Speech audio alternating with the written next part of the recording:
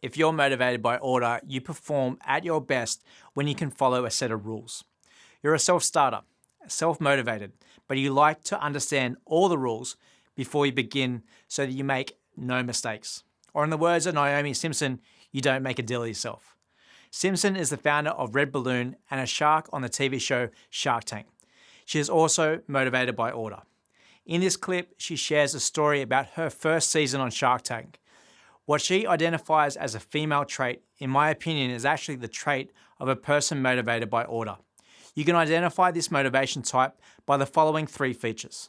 1, they take in all the information before they act to prevent making mistakes. 2, they play by the rules, even when others aren't. And 3, they like to put others first, but can get frustrated when they don't get a turn or people take advantage of them. But that very first season, I always felt that I sat back and I was waiting for my turn like a good girl. Yeah. And I was getting really angry. And I went to the producer and I said, Steve asked all the good questions. And he goes, mate, you just asked the same question. Doesn't matter, I'll cut it out. Yeah. So, we often sit back and wait for our turn.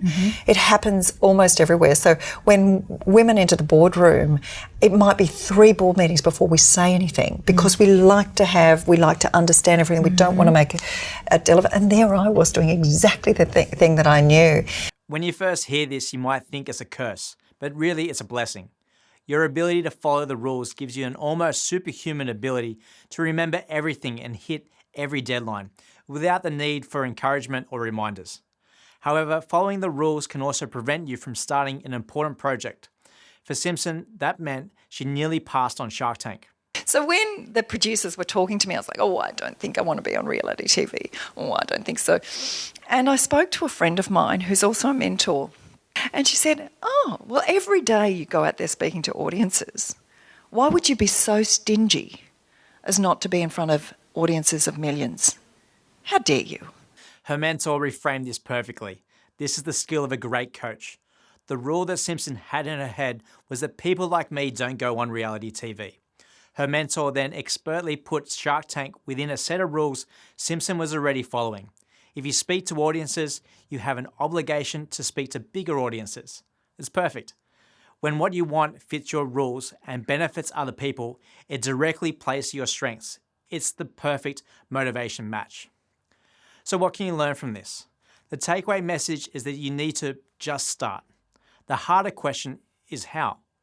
My advice is to 1, quickly gather the necessary information you need. 2, ask someone with knowledge or experience for help with prioritization. And 3, give yourself permission to make more mistakes. When I'm coaching this motivation type, when they make a mistake, they will constantly apologize or tell me they feel embarrassed. It's like they think I only coach people who are perfect, like no one has made a mistake before. What I can tell you is that the standards required for high performance are lower than the ones that you have in your head. What you need to do is just start.